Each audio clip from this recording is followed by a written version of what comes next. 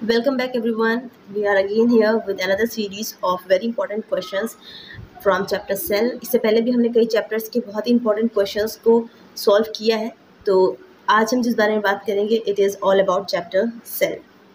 So let's begin with the first question, which is who among the following discovered cell? Cell की discovery किसने करी? I think ये सबसे easy question होने वाला है.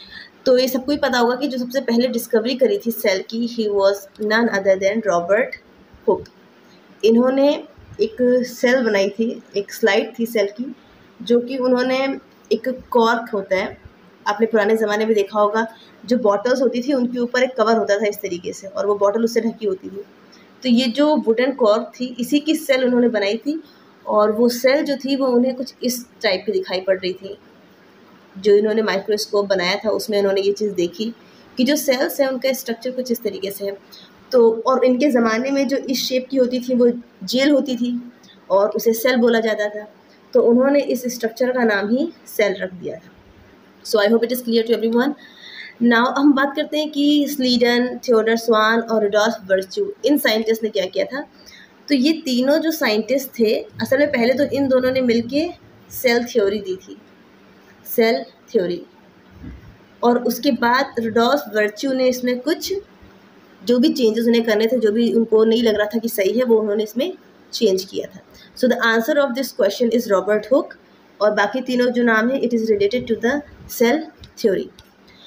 ये वो सारे साइंटिस्ट हैं जिन्होंने इसमें मदद करी थी. सबसे पहले तो रॉबर्ट हुक जिन्होंने बनाया, उसके बाद हमारे स्लीडन, उसके बाद स्वान, उसके बाद वर्च्यू. अब हम बात करते हैं कि इन्होंने बताया क्या था.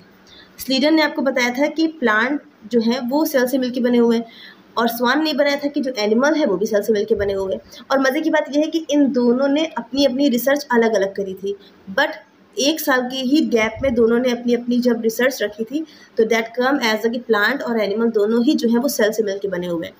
और उसके बाद कुछ टाइम बाद जो वर्च्यू थे, इन्होंने क्या किया था, इन्होंने ये बताया था कि हर एक सेल जो बनी है वो अपनी प्री एग्जिस्टिंग या पहले से बनी हुई सेल्स से ही बनी है, यानी एक सेल ही दूसरी सेल को बनाती है. So I hope that question and all the options are very clear to everyone. अच्छा, इसमें एक रह गए हैं लीवन हुक. तो ये तो सबको ही पता होगा कि इन्होंने लिविंग सेल को देखा था, क्योंकि हुक ने जो देखा था वो तो डेड सेल देखी थी, और जो हमारे लीवन हुक साहब थे उन्होंने लिविंग सेल को देखा था. अब हम बात करते हैं, हाँ, सेल थ्योरी के बारे में थोड़ा सा बात कर लेते हैं कि 1839 में स्लीडन और स्वान, एक साल का गैप था, आई थिंक 30 है, तो 39 में ही इन दोनों ने सेल को बनाया था. और उन्होंने ये बताया था कि कोई भी सेल जो है वो अपनी प्री एग्जिस्टिंग सेल से ही मिलकर बनी हुई है. और इन्होंने, रुडोल्फ वर्च्यू ने 1885 में जो भी इनकी दोनों की थ्योरी में जो भी ड्रॉबैक्स थे वो इन्होंने सही कर दिए थे. तो ये नाम बहुत इंपॉर्टेंट है, आपको आगे ये नाम बहुत कॉमन लगेंगे क्योंकि आप इतनी बार इन्हें पढ़ लेंगे. अभी आपको भले ये नाम थोड़े से नए लग रहे होंगे. Next question is about which of the following is a unicellular organism. तो यूनिसेलुलर का मतलब आई थिंक सबको ही पता होगा कि organism which is composed of only one cell. तो ऑब्वियस ही बात है, हम एक सेल के तो नहीं बने हुए, humans are not made up of only one cell, mouse भी एक सेल का नहीं बना हुआ है, फिश भी नहीं बनी हुए. सो ultimate answer which is left here is amoeba and paramecium. So it is the diagram of amoeba and paramecium. ये हमारा अमीबा है जिसका कोई साइज कोई शेप नहीं होता है, और ये हमारा पैरामीशियम है. यूग्लिना और क्लेमाइडोमोनास भी हमारे इसी कैटेगरी में आते हैं. Next question is which one of the following is not a part of nucleus. Now this is very interesting question. आपसे पूछ रहा है कि कौन सा न्यूक्लियस का पार्ट नहीं है. तो न्यूक्लियस के पार्ट से पहले तो हमें ये पता चल जाए ना कि सेल में न्यूक्लियस है कहाँ. मान लीजिए ये आपकी कोई सेल है, ठीक है, सेल में हमारा यहाँ पर कहीं कोई न्यूक्लियस है, ठीक है. अभी मैं आपको बहुत अच्छे से डायग्राम मैंने इसमें लगाया हुआ है, उस डायग्राम से आपको और अच्छा समझ में आ जाएगा. पहले आप एक रफली आइडिया ले लीजिए. ये हमारा हो गया है न्यूक्लियस, ये हमारी पूरी सेल. और हमें अच्छे से पता है कि सेल के अंदर सेल ऑर्गेनेलीज प्रेजेंट होती हैं. सेल ऑर्गेनेलीज जैसे कि आपका माइटोकॉन्ड्रिया, एंडोप्लाज्मिक रेटिकुलम, और आपका गोल्गी बॉडीज, वैक्यूल्स, ये सब इसमें प्रेजेंट होते हैं. तो अब आप ये बताइए कि अगर आपने एंडोप्लाज्मिक रेटिकुलम को देखा होगा तो एंडोप्लाज्मिक रेटिकुलम का स्ट्रक्चर कुछ इस तरीके से होता है, कुछ ऐसे, इस तरीके से. और जो हमारा राइबोसोम होता है वो इसी के ऊपर इस तरीके से लगा हुआ होता है. तो जब राइबोसोम हमारा यहाँ पर है, यानी एंडोप्लाज्मिक रेटिकुलम में है, और एंडोप्लाज्मिक रेटिकुलम हमारा जो है वो न्यूक्लियस से बाहर है, तो हमारा अल्टीमेट आंसर जो हो जाएगा वो हो जाएगा राइबोसोम।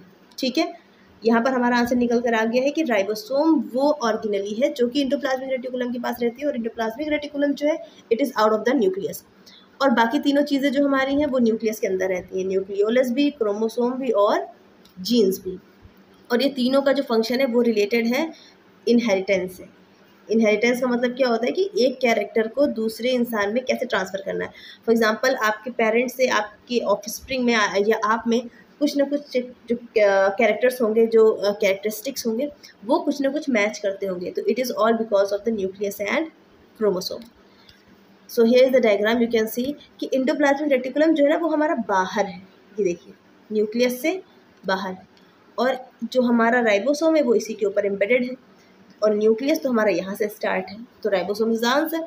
और ये हमारा रहा न्यूक्लियोलस, ये हमारे रहे इसके अंदर न्यूक्लियोप्लाज्म, और इसी में हमारा डीएनए और जो भी क्रोमोसोम वगैरह है प्रेजेंट रहता है। I hope it is clear to everyone. Now the next thing is the cell is not applied for. हम किसे सेल नहीं बोल सकते हैं, ये बात मैंने आपको पहले भी वीडियोस में कई बार बताई है कि जो वायरस है हमारा, it is not made up of cell, इसकी कोई सेल नहीं होती है, it is only made up of genetic material. ये जेनेटिक मटीरियल का बना होता है, या तो आरएनए इसके अंदर होगा या फिर डीएनए होगा, और ये आरएनए डीएनए के साथ जिस भी बॉडी के अंदर जाता है उसी की सेल को इस्तेमाल करके अपने लिए यूज़ करता है, अपनी ही बॉडी को। फॉर एग्जांपल अगर आपकी बॉडी के अंदर वायरस का अटैक हो गया है तो ये अपनी ही बॉडी, यानी हमारी बॉडी आपकी बॉडी को इस्तेमाल करके अपनी ग्रोथ बढ़ाएगा। तो इसीलिए हम ये कहते हैं कि जो हमारा वायरस है उसको हम एज अ सेल नहीं मानते। और सेल के लिए और वायरस के लिए एक क्वेश्चन और भी बहुत फेमस है कि ये हमारा लिविंग और नॉन लिविंग, इसके बीच में कनेक्टिंग लिंक माना जाता है। मीन्स कि जब virus will be inside the body, जब वो हमारी बॉडी के अंदर होगा तो it will act as a living, और जब ये हमारी बॉडी से बाहर है तो इसे हम नॉन लिविंग की तरह कंसीडर करते हैं। तो यूनिवर्स में सिर्फ एक ऐसी ही चीज़ वायरस ही है जो लिविंग भी हो सकती है और नॉन लिविंग भी हो सकती है। सो दैट इज़ वाई हम इसे लिविंग और नॉन लिविंग के बीच का कनेक्शन या कनेक्टिंग लिंक भी बोलते हैं। Next question is the membrane around the vacuole is called. अब जैसे मैंने आपको ऑर्गेनेलीज बताए थे सेल के अंदर, ये सेल है, ये न्यूक्लियस है, यहाँ पे ऑर्गेनेलीज बताई थी आपको, mitochondria, endoplasmic reticulum, Golgi bodies. तो इसी तरीके से जो हमारी वैक्यूल होती है, वैक्यूल एक खाली स्पेस होता है, इसी के चारों तरफ एक कवरिंग होती है इस तरीके से, उसी को हम बोलते हैं टोनोप्लास्ट। अब हम इन चार जो नीचे हमारे पास तीनों ऑप्शन है उसकी भी बात कर लेते हैं वन बाय वन।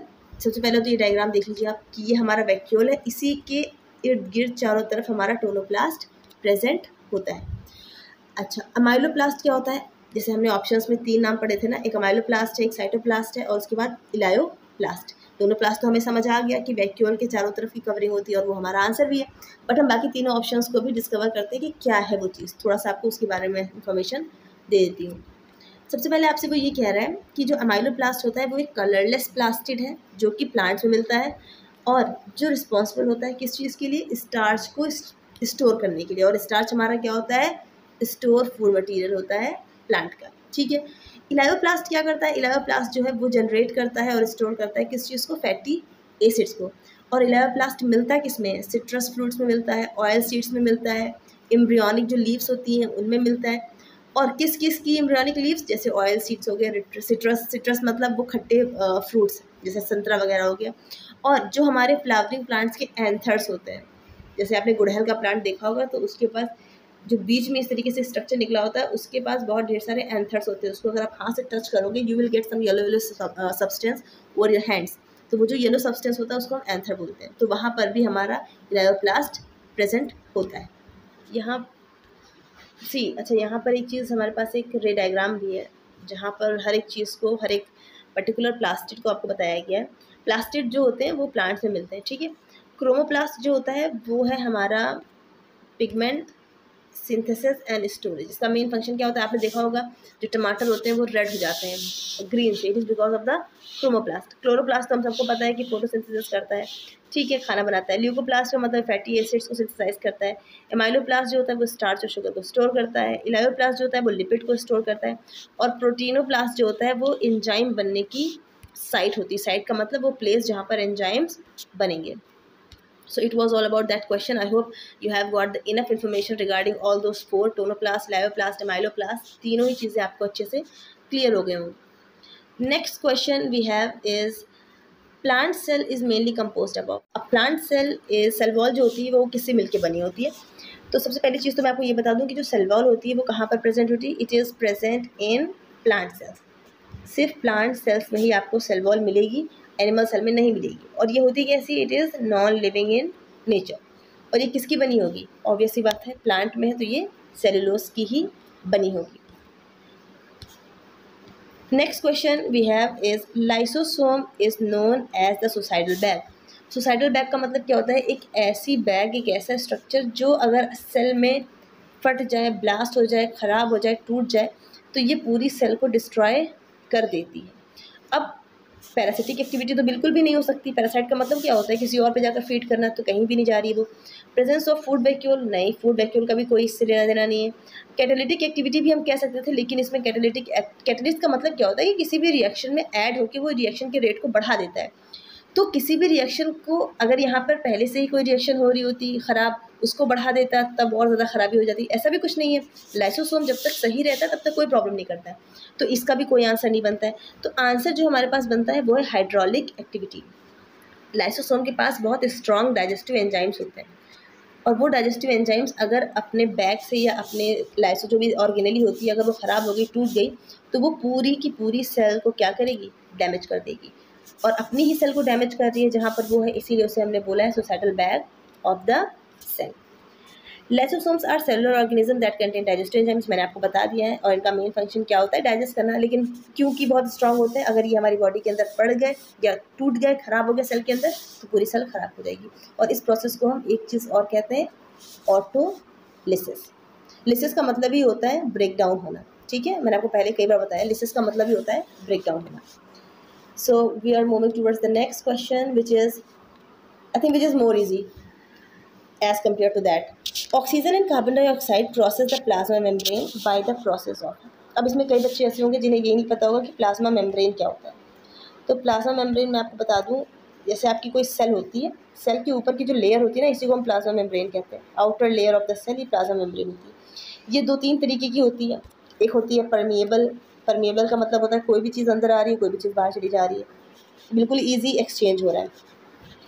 एक होती है सेमी परमिएबल। सेमी का मतलब होता है कुछ चीज़ें अंदर आ सकती है और कुछ ही चीज़ें ऐसी होती है जो सेल से बाहर जा सकती है। और एक होता है सेलेक्टिव परमिएबल, जिसमें सिर्फ सेलेक्टेड ही चीज़ें आप सेल के अंदर ला सकते हैं और सेलेक्टिव ही चीज़ें सेल के बाहर जा सकती है। फॉर एग्जांपल मैं आपको बताऊं, जैसे आपके घर पे कोई दरवाज़ा हमेशा खुला रहता है, तो वो परमिएबल है, कोई भी अंदर बाहर आ जा रहा है, कोई फ़र्क नहीं पड़ रहा। एक है सेमी परमिएबल कि आपके घर के अंदर वही आ रहा है जो आप जानता है या आप जिसको जानते हैं। और एक होता है सेलेक्टिव परमिएबल कि आपने वहाँ पे किसी को खड़ा कर दिया है कि जिसको मैं जानता हूँ, जिसको मैं कहूँगा बस उसी को अंदर आने देना, बाकी किसी को आने नहीं देना है। तो सेल का जो सेल मेम्ब्रेन, जो प्लाज्मा मेम्ब्रेन होती है, उसका भी फंक्शन कुछ इसी तरीके का होता है। और अभी जिस बारे में हम बात कर रहे हैं वो है सेमी परमिएबल। ठीक है, तो दिमाग में रखिएगा कि हम किस चीज़ की बात कर रहे हैं। We are talking about semi permeable. तो अब हमें ये भी पता है कि ऑक्सीजन हमारी बॉडी के अंदर जाती है और कार्बन डाइऑक्साइड हमारी बॉडी से बाहर निकलती है। तो ये प्रोसेस होती कैसे होता है कि कार्बन डाइऑक्साइड बाहर निकल जा रही है प्लाज्मा मेम्ब्रेन से, इसको क्रॉस करते हुए, और ऑक्सीजन अंदर आ जा रही है। तो मैं इसको आप एक डायग्राम के थ्रू बताती हूँ कि जैसे ही डिफ्यूज़न होता है, डिफ्यूज़न का मतलब क्या होता है कि जहाँ पर जिस चीज़ की कंसंट्रेशन ज़्यादा होगी वो कम की तरफ मूव करेगा। ठीक है, आंसर आप लोग देख लीजिएगा, इसका आंसर होता है एक्टिव डिफ्यूज़न। ठीक है, हायर कंसंट्रेशन से लोअर कंसंट्रेशन की तरफ किसी भी चीज़ का मूवमेंट क्या कहलाता है? डिफ्यूज़न। और कंसंट्रेशन का मतलब क्या होता है? जहाँ पर, फॉर एग्जांपल, जहाँ पर किसी भी चीज़ की क्वांटिटी ज़्यादा है और एक जगह पर उसकी क्वांटिटी कम है, तो वो यहाँ से इसकी तरफ मूव करेगा। अगेन मैं आपको एग्जांपल से बताऊँ तो एक कमरे में अगर 100 आदमी भरा हुआ है और एक कमरा खाली है, तो 100 आदमी वहाँ से उठ के उस कमरे में जाने की कोशिश करेंगे, यानी हायर कंसंट्रेशन से लोअर कंसंट्रेशन की तरफ मूव करेंगे। ठीक उसी तरीके का प्रोसेस यहाँ पर भी होता है, जहाँ पर कंसंट्रेशन हाई होती है वहाँ से लो कंसंट्रेशन की तरफ हमारे मॉलिक्यूल्स मूव करते हैं। So it was all about these questions, and if you have any query you can ask me, and if you like this video don't forget to subscribe, like and share. Thank you.